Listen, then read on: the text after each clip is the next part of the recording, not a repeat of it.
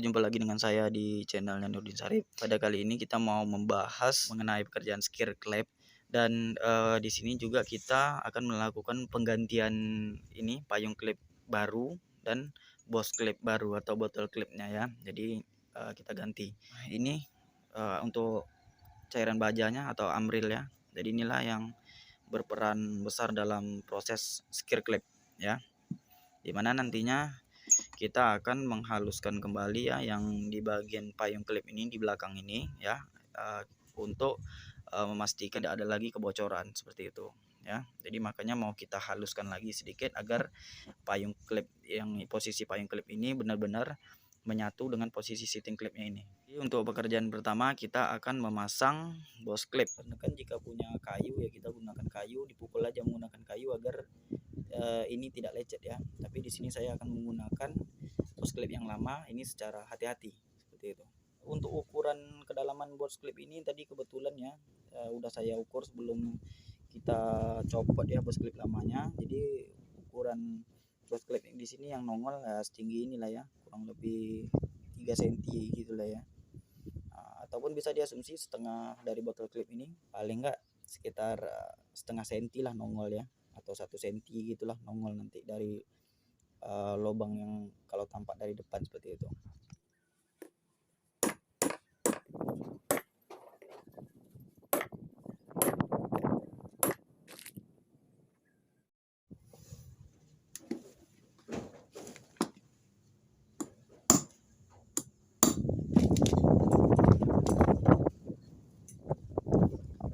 Oke, jadi untuk ketinggian dari bos klip ini udah sama ya. Beberapa hal yang perlu diperhatikan pada saat pemasangan ini ya, bos klip ini adalah pada saat kita memukul di bagian ini tadi ya, di bagian sambungan ini.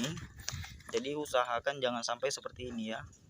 Karena nanti ini akan menimbulkan bekas cekaman atau bekam dari akibat ini ya, akibat tekanan dari bos klip yang kita gunakan untuk menokok. Makanya tadi saya bilang jika ada kayu itu lebih baik ya. Kalau menggunakan besi itu kemungkinan ya bisa beresiko ya. Lebih untuk rekan-rekan yang khususnya pemula ya harus berhati-hati jika menggunakan besi. Nah, jika tidak bisa seperti ini ya akibatnya. Jadi kalau udah seperti ini bagian pinggir-pinggirnya hancur ya, ini bisa mengakibatkan batangan dari payung klip itu begitu kita masuk dia bakalan nyendat di sini karena dia tersangkut akibat bagian gores di bagian ini ya, di bagian ujung dalam bos klip ini seperti itu.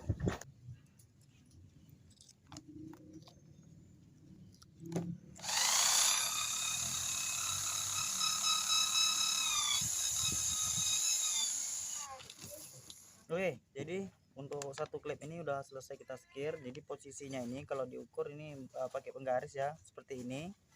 Penggaris itu harus sama ini ya, sama tinggi dengan bagian pinggir ini.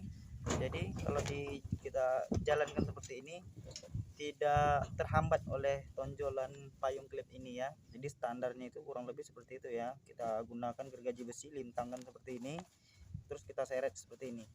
Jika masih kena klipnya, nah itu skirkan lagi sampai dengan klip ini berada di bawah alat tadi ya, penggaris ataupun gergaji besi tadi. Nah di sini ini posisinya sebenarnya minimalnya itu paling enggak sama rata dengan bagian ini ya, dari pinggir ini atau ini ya, sama rata dengan posisi payung klip ini.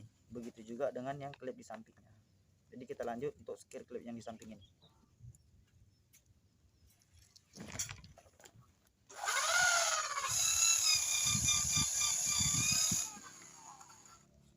Oke, jadi ini adalah penampakan deksel yang sudah kita skir tadi ya.